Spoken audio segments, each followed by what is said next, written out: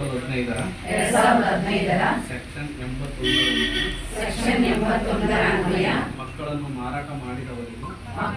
ಮಾರಾಟ ಮಾಡಿದವರಿಗೂ ಹಾಗೂ ಮಕ್ಕಳನ್ನು ಕೊಂಡುಕೊಳ್ಳುವವರಿಗೆ 5 ವರ್ಷಗಳ ಕಠಿಣ ಕಾರಾಗೃಹ ಶಿಕ್ಷೆ ಹಾಗೂ 1 ಲಕ್ಷ ದಂಡವನ್ನು ವಿಧಿಸಬಹುದು.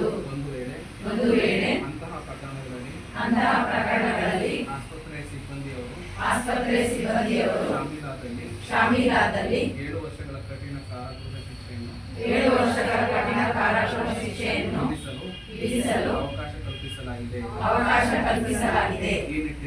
ಈ ನಿಟ್ಟಿನಲ್ಲಿ ಕುಟುಂಬವಿಲ್ಲದ ಮಕ್ಕಳಿಗೆ ಕಾನೂನುಬದ್ಧವಾಗಿ ಕುಟುಂಬವನ್ನು ಒದಗಿಸುವುದು ಅನಾಥ, ಒಪ್ಪಿಸಲ್ಪಟ್ಟ,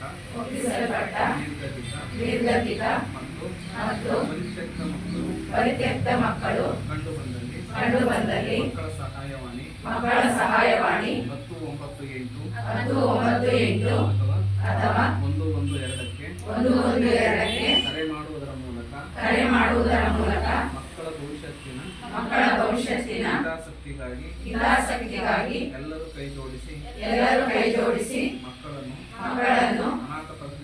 ಅನಾಥ ಪ್ರಜ್ಞೆಯಿಂದ ಕಾಪಾಡುವುದರೊಂದಿಗೆ ತಾಯ್ತನದ ಹಂಬಲವನ್ನು ನೀಗಿಸೋಣ ಎಂದು ಈ ಮೂಲಕ ಪ್ರತಿಜ್ಞೆ ಮಾಡುತ್ತೇವೆ.